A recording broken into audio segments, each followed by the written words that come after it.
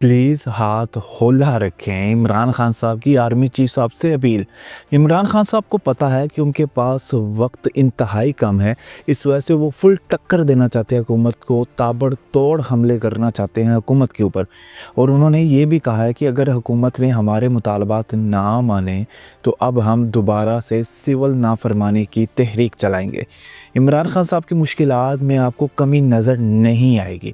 कुछ चीज़ें हैं, कुछ डिटेल है जो आपके साथ शेयर करेंगे, उसके बाद आप आसानी से जज कर सकते हैं कि इमरान खान साहब के लिए कुछ ऐसी चीज़ें तैयार की जा रही है कि इमरान खान साहब 1 इंच भी उनके लिए आने वाले वक्त में भी रिलीफ ना मिले।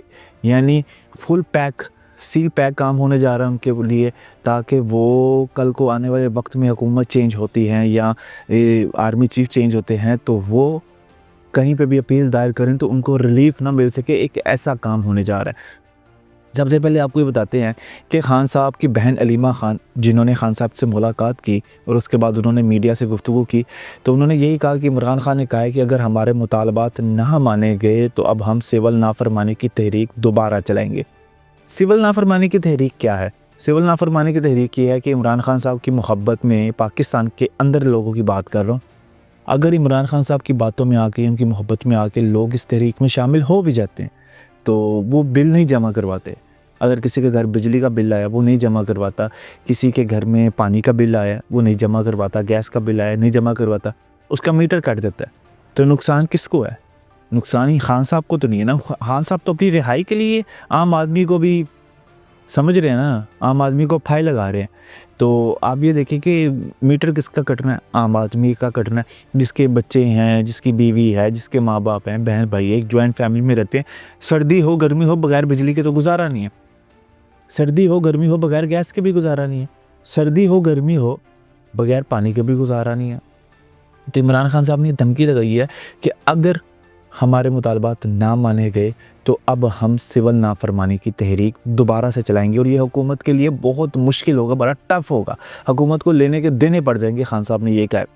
अब आपने पंजाबी की एक बात सुनी होगी, वो एक मुहावरा है पंजाबी में कि सुनावा धी नूं ते लावा नूं नूं। ठीक है, इमरान खान साहब सुनाते हुकूमत को हैं, लगाते स्टैब्लिशमेंट को हैं।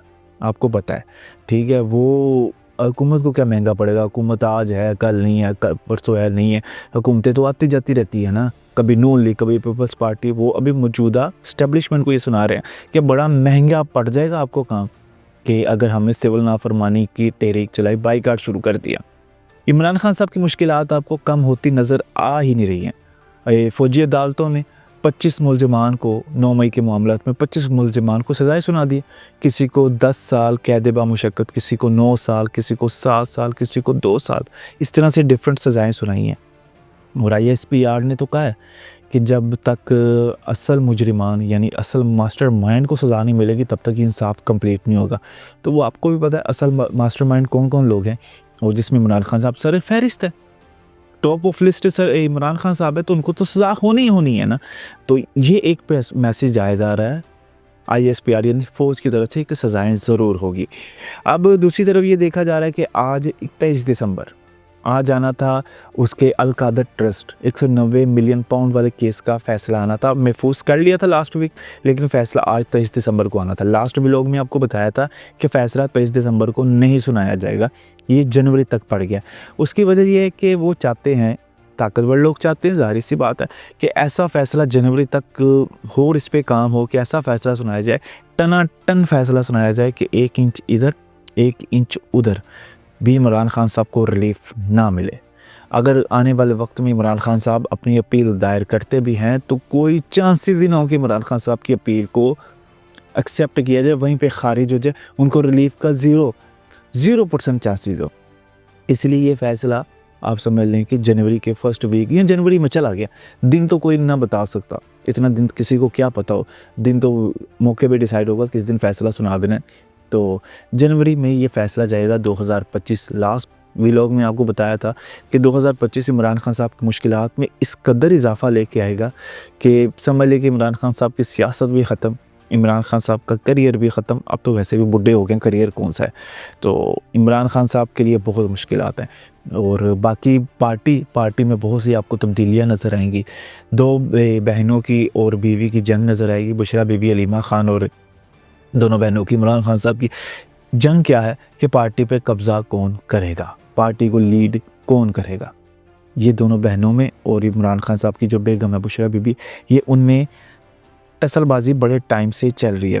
और अब आपको बताएं कि 10 साल कैद बामुशक्कत जिसको सज़ा हुई, जिसको 9 साल कैद बामुशक्कत सज़ा हुई, जिसको 2 साल हुई डिफरेंट सज़ाएं हुई, तो ये तो एक पैगाम पहुंचा दिया इस्टेब्लिशमेंट ने कि माफ़ी तो कोई नहीं है, रिलीफ तो कोई नहीं है। जहाँ पे ये रिलीफ की बातें कर रहे हैं इमरान खान साहब, सिविल नाफरमानी की बातें कर रहे हैं और तुन के रखने की बातें कर रहे हैं, ताबड़तोड़ हमले कर रहे हैं, तो दूसरी तरफ तो फौजी अदालतों ने केस ठोक दिए, सज़ाएं सुना दी। आप क्या करेंगे, इस पे क्या है। और अब ये लोगों को इससे इबरत पकड़नी चाहिए कि 9 मई में जिसको 10 साल की सज़ा हुई, उसके बेचारे की तो ज़िंदगी ख़त्म होगी ना। अगर कोई 30 साल का वो 10 साल बाद बाहर निकलेगा तो क्या होगा। एक तो क्रिमिनल रिकॉर्ड बन गया, ठीक है, पहले उस पे कोई नहीं था, पहले वो बिल्कुल एक आम इंसान था। अब जब का उसको सज़ाएं हुई हैं, उसका क्रिमिनल रिकॉर्ड बन गया। पुलिस की और जितने भी तहकीकाती अदारे हैं या जितने भी अदारे हैं, उनकी वो लिस्ट में, क्रिमिनल की जो लिस्ट होती है उसमें इस बंदे का नाम भी ऐड हो गया। यानी मुस्तकबिल तो तबाह हो गया ना। इंसान का मुस्तकबिल तो वही है ना कि जिसका कोई क्रिमिनल रिकॉर्ड ना हो, वो ईज़िली कहीं जा सके, आ सके, कोई भी इशू हो उस पर नज़र ना डाली जाए, उस पर ब्लेम ना आए। नहीं तो यहाँ पे होता है ना, कहीं पे चोरी हो जाए तो सबसे पहले देखा जाता है कि लास्ट टाइम किन किन चोरों की लिस्ट है, उसमें से सबको बुला लिया जाता है, बेशक उन्होंने की भी ना हो, क्योंकि वो लिस्ट में आ जाते हैं, वो नज़रों में आ जाते हैं कि भाई ये माजी में ये करते रहे, इस वजह से इनसे दोबारा पूछगिछ की जाए। तो जिन लोगों का मुस्तकबिल तबाह हो गया, इनमें कुछ जवान लड़के भी होंगे, जवान नौजवान भी है, तो क्या उनका मुस्तकबिल अब कौन ठीक करेगा। खान साहब ठीक कर सकते हैं? खान साहब को तो अपने लाले पड़े हुए हैं।